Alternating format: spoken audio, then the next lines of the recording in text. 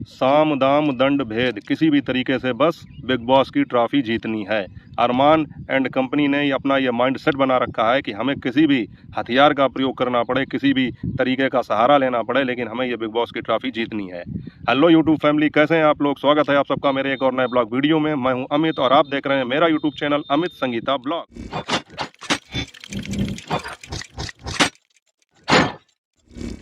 साथियों, मैंने ये बात आपसे क्यों कही? अरमान एंड कंपनी साम दाम दंड भेद किसी भी तरीके का सहारा लेकर बिग बॉस जीतना चाहती है, वो मैं आपको बताऊंगा। इससे पहले आप लोगों को बता दूं कि बिग बॉस के पिछले एपिसोड में वीकेंड के बार में अनिल कपूर ने विशाल पांडे के माता पिता को बुलाया। मतलब विशाल पांडे, जिनको अरमान मलिक ने थप्पड़ मारा था, उनके माता पिता को स्टेज पर बुलाया और विशाल पांडे उनको देखते ही फबक फबक कर रोने लगे, फूट कर रोने लगे। उनके माता पिता की भी आंखें नम हो गईं, क्योंकि ये जानकारी विशाल पांडे को नहीं थी कि मेरे माता पिता आ रहे हैं। और उस घटना के बाद में उन्हें ये लग रहा था कि उनके माता पिता उनके साथ पता नहीं किस तरह का व्यवहार करें या क्या सोचें उनके बारे में। ये सोच के वे बहुत परेशान थे। जब उन्होंने अचानक से अपने माता पिता को देखा तो वो इमोशनल हो गए, बहुत फूट फूट कर रोने लगे और उनके माता पिता की भी आंखें भर आईं।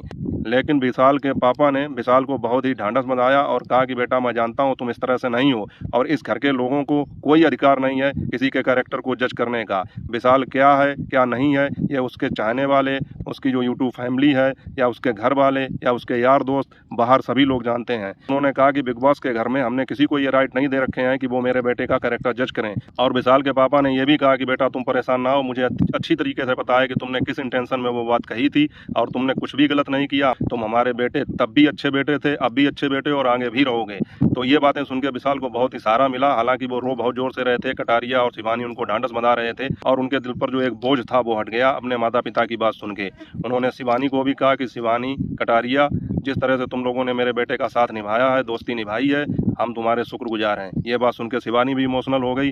उसके बाद में उन्होंने अरमान मलिक और कृतिका को भी एक तरह से फटकार लगाई। कृतिका से ये कहा कि तुम खुद ही बिग बॉस के घर में सबसे ये पूछती रहती थी कि मैं कैसी लगती हूँ, मैं कैसी लगती हूँ, और कॉम्प्लीमेंट के तौर पर जब मेरे बेटे ने तुमसे कह दिया कि तुम सुंदर लगती हो या भाभी सुंदर लगती हैं, तो वो चीज़ को तुमने मुद्दा बना लिया और तुमने उसके कैरेक्टर का हनन किया, उसको घर के अंदर और बाहर बदनाम करने की साजिश की। लेकिन तुम्हारी ये साजिश कभी कामयाब नहीं होगी।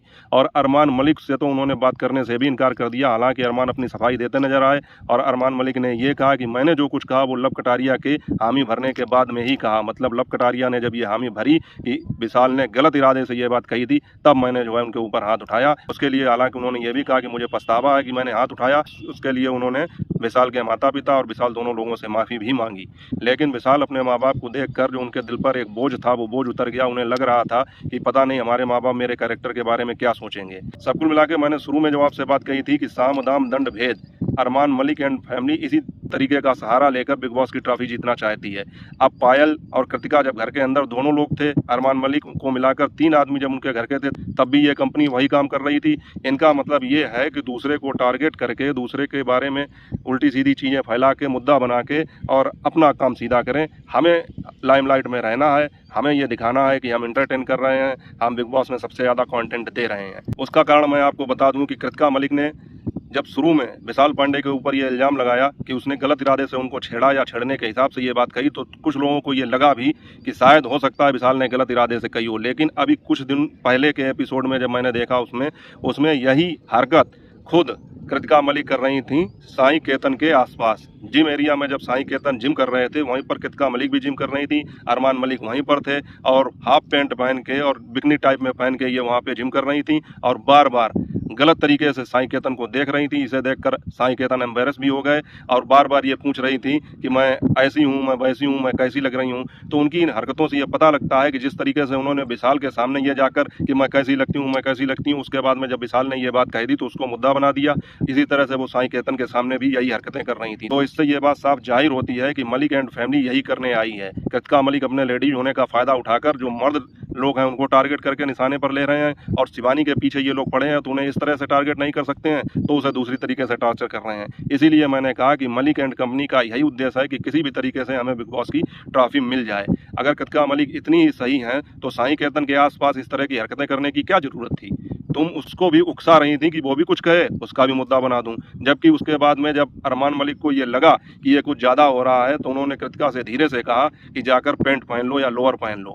मतलब ये है कि उसे भी लगा कि ये अब कुछ ज़्यादा हो रहा है, तो उसने कहा कि जाके लोअर पहन लो। तो कहने का मतलब यही है कि अरमान एंड कंपनी अपने चाल में लोगों को फंसा रही है और लोगों को फंसा के उनके चरित्र के ऊपर मुद्दा बना के या किसी भी तरह से लड़ाई झगड़ा करके अपने आप को लाइमलाइट में रखना चाहती है। बिग बॉस के घर में यही दिखाना चाहते हैं कि हम ही सब कुछ हैं। अब अरमान मलिक और कृतिका मलिक अंदर हैं, वो अंदर से ये काम कर रहे हैं, और पायल मलिक जो बाहर चली गई हैं वो बाहर से मुद्दा बनाती हैं। अच्छा, दूसरी एक चीज़, चंद्रिका दीक्षित यानी कि बड़ा पाव गर्ल को भी अपने किए की सजा मिली और वो भी इस गेम से बाहर हो गई हैं, उनको भी घर से बेघर कर दिया गया है। और साथियों, शिवानी की वजह से जब से बिग बॉस देखना शुरू किया तब से इसके दांव पे समझ में आने लगे हैं। बिग बॉस वाले खुद ये चाहते हैं कि घर में कुछ ना कुछ होता रहे। पहले उन्होंने कृतिका मलिक के हाथों विशाल पांडे को टारगेट बनवाया, उसके बाद में पायल को जो है बाहर जो घर से हो गई थी उसको बुलाकर ये मुद्दा उछाला कि विशाल पांडे ने कृतिका के लिए क्या कहा। उसके बाद में जब ये बात बहुत ज़्यादा हाईलाइट हो गई और अरमान मलिक ने विशाल पांडे को थप्पड़ मार दिया, तो ये मुद्दा चलता रहा, उन्हें कंटेंट मिल गया। अब उसके बाद में उन्होंने क्या किया कि जब ये बात ठंडी हो गई, तो जब उन्होंने देखा कि बाहर इंटरव्यू में विशाल पांडे के माता पिता बहुत ज़्यादा जो हर्ट हुए थे, उन्होंने तरह तरह की बातें की कि ये मेरे बेटे के साथ गलत हुआ है, इसका बदला ज़रूर लेंगे या जो भी होगा वो देखेंगे आगे।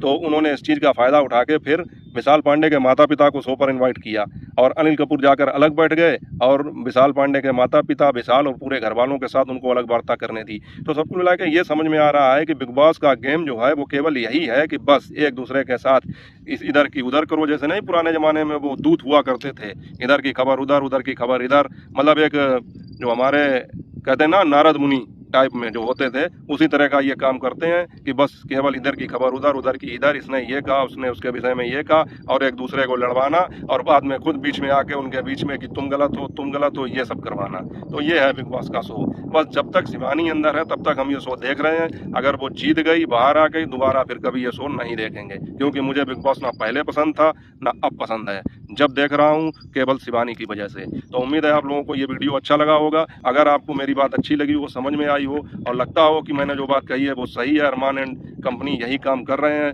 बिग बॉस का उद्देश्य भी यही है, तो वीडियो को लाइक कर देना, वीडियो को अधिक से अधिक शेयर कर देना, चैनल पर नए हो चैनल को सब्सक्राइब कर देना। मिलते हैं आपसे नई अपडेट नए ब्लॉग के साथ, तब तक अपना और अपनों का ख्याल रखिए। जय हिंद, वंदे मातरम।